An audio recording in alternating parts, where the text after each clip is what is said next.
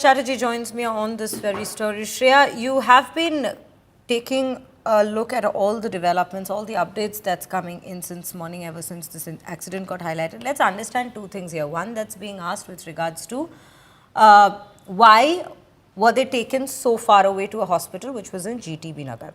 The other question I would also want to raise here is what led to the very accident? Are there any eyewitness accounts that have given a complete story behind what exactly happened?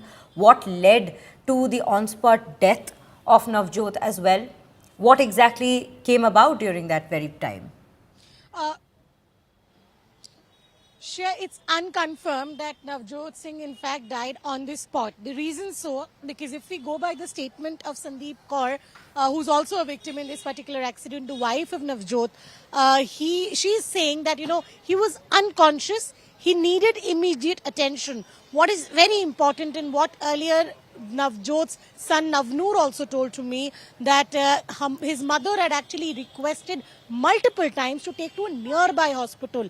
This is a part of a statement that officially Sandeep Kaur has also given before the Delhi police, and it's also now officially a part of the FIR in this particular matter. So there is no plausible reason why from Dholakua, at least 19 kilometers away, they had to bring both the victim to this hospital. I mean, by the looks of it, there were far better hospitals in the vicinity from where the incident took place, and there's no plausible reason why this could have been done. Precisely why the Delhi police also felt it is fit to slap the charges of destruction of evidence and death by negligence.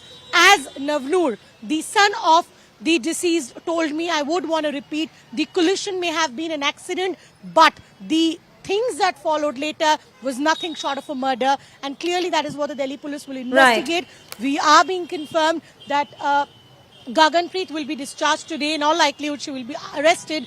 Those are the latest we are picking up. Yes, Shreya, thank you for